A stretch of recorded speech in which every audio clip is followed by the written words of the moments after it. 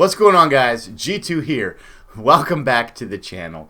And this series, we did one on AR platform malfunctions, issues, and how to diagnose them. And based on your feedback, we're going AK.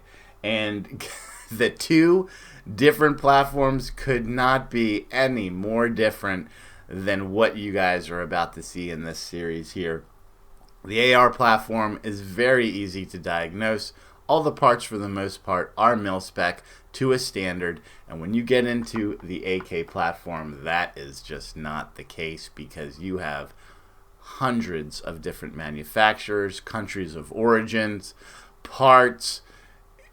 It's really going to be a little bit more difficult, but we have been able to nail this down to 3 or 4 main areas that you need to look into. And as well, in this series, we're going to be going over tips and tricks to help you work your AK a little bit more efficiently.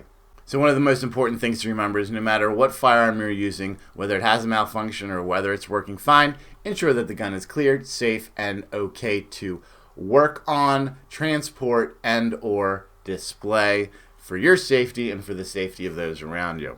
This particular AK was a build that we did on the channel. If you didn't see it, check it out right here. We'll link that. It's an 18-part series. Yeah, 18 parts to build this. That's what it takes. Not 2 parts that it takes for AR. 18 parts to build an AK. So check that video if you haven't out already. Without further ado, let's get into the topic for today.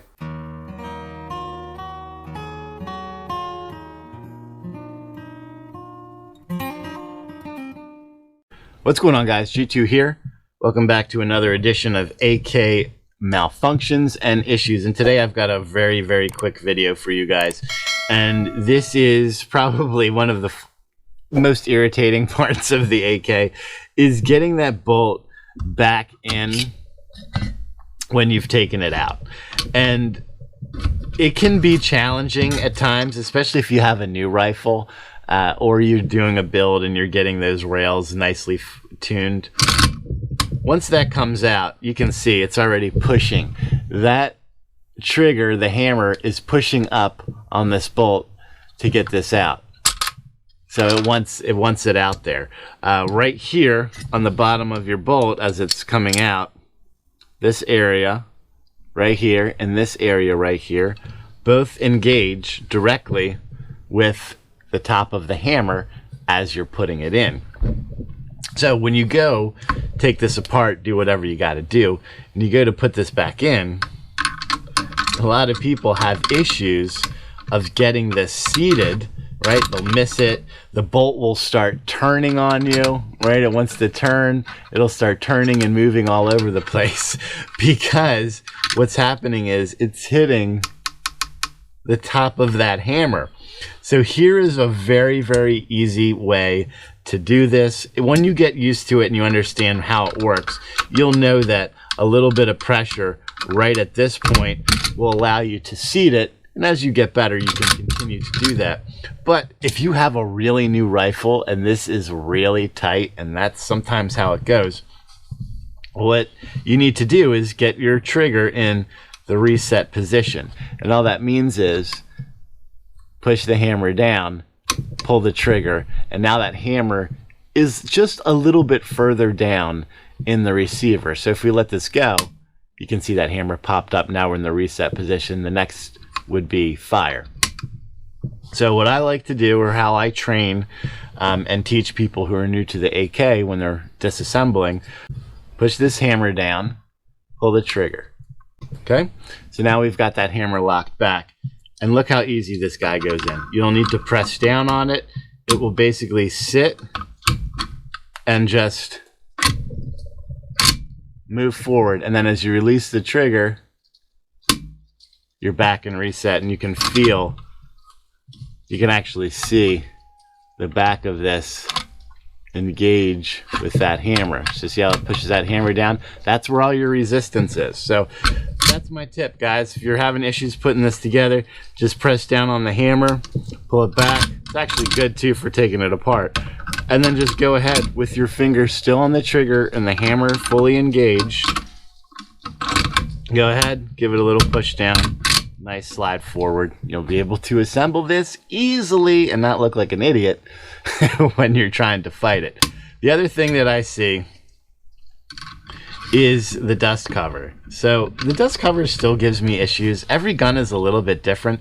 Some of them go in really nice. Some of them just want to be a pain. The dust cover is bendable, right? So you may find that sometimes just giving it a little bit of a pull, just stretching it out a little bit, will help you get it on there easier. And we know the dust cover sits right here in this little channel underneath your front sight or your back sight, your rear sight, and then it will sit and seat itself onto this locking part of your recoil spring. So as this goes down, that little lever will come up and then eventually sit and lock itself to keep the dust cover on. Now you can do this a couple ways, right? I've seen people really fancy going full Spetsnaz on this and just going ahead and smack it in and getting everything locked in, and you can see I even missed it on that.